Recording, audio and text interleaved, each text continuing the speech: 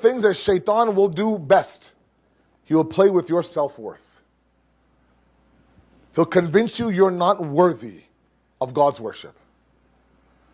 And one of the biggest crises we have today in the faith is the issue of self-worth. I just don't think, Malana, that God wants to hear from me. I don't believe that He will forgive my sins. Surah Ali Imran talks about the Muhsineen, the Mutaqeen and the Mu'mineen, very quickly. When describing the Mutaqeen, after the obvious qualities, they follow Allah, they follow the Prophet, they protect themselves against the hellfire, then they say, وَصَارِعُوا إِلَى مَغْفِرَةٍ مِّن رَبِّكُمْ.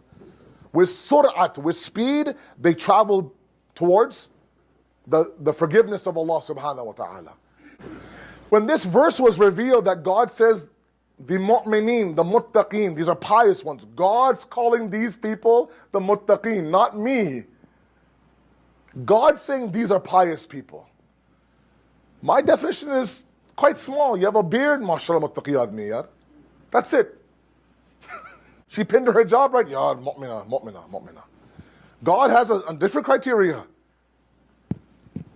Then he says, these are the same people that with sur'at, with speed, they travel towards the maghfiratan min rabbikum, the forgiveness from their Lord.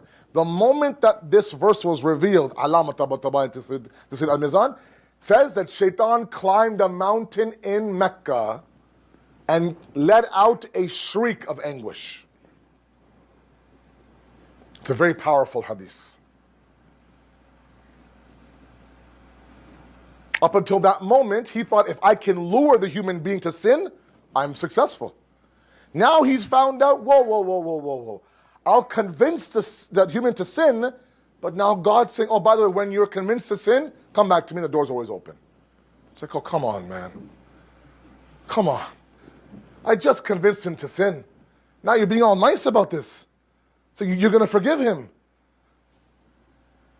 And these are not the kuffar, the munafiqeen, these are people who are the mu'mineen, the muttaqeen, the muhsineen in Surah Al Imran, that they now will come towards Allah and inshallah Allah will be there waiting for them. So he was dejected, he was upset, he was debilitated.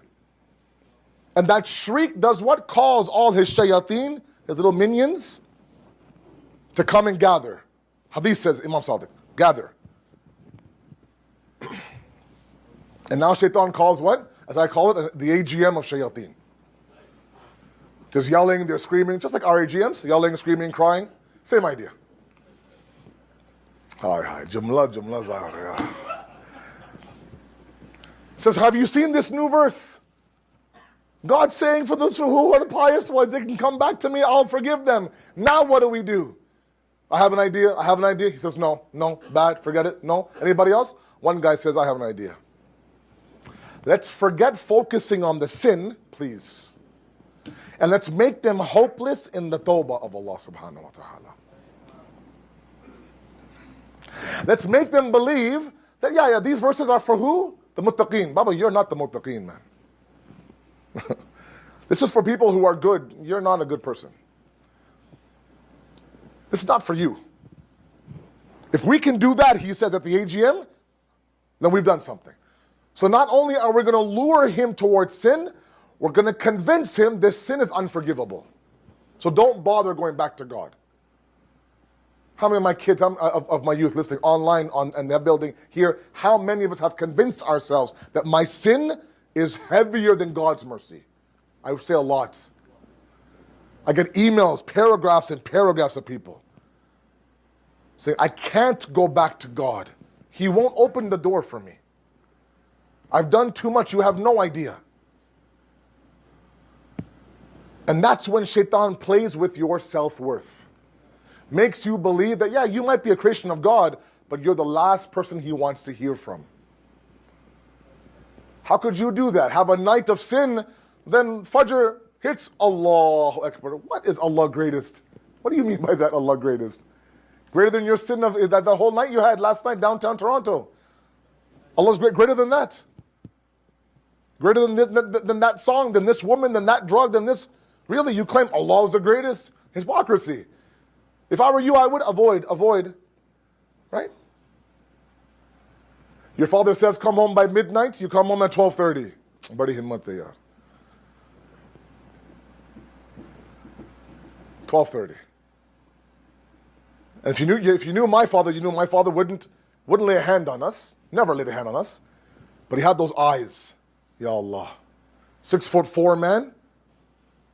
And sometimes he knew that we were late. He would, and God bless his soul, he'd place his chair right in front of the front door. So here we are sneaking, right? Making sure the keys don't rattle. Open the door, and bam, right there in front of us. Sometimes he'd fall asleep. Not me, my brothers. Wallahi, not me and my brothers. Please pray for them, inshallah. Please, I ask you.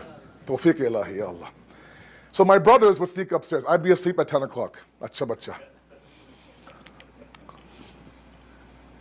In the morning, on Saturday morning, we would wake up and we'd ask, where's Dad? Dad's in the kitchen, it's breakfast time. So we would go anywhere but the kitchen. Because we know that Dad knows that we were late last night. He was asleep, but it's Dad. They have this 6, 7, 8 sense. We know exactly what time you came home last night. So we'll avoid Dad the entire day. Hopefully, he'll get busy in his day, he'll forget about it, he'll soften, blah, blah, blah. That's exactly what shaitan does to us when it comes to God. You break his rules, you break his commands, you do all this, and then you have the gall to go to the mihrab, on the musalla. Avoid to the point where like, yeah, it's better this way. Shaitan plays with your self-worth. And in doing so, he takes your worth and he convinces you and I that forget God, if you just possess these things, you're worthy of something. You have the respect of the peers around you. You're at least at par with the Joneses. If they're in Switzerland right now, or they're, let's say, right now going to every year to Arba'in, or they have, they've just ordered this car, or in this market, they have this house, you can also do that. That's your worth. Forget God for a moment. Let's spend, overconsume, overcharge, drown in debt, but hey, you have the respect of your peers. And we attach ourselves for that sinking ship. All because shaitan does what? Plays with our self-worth. Convinces you and I we're nothing but clay.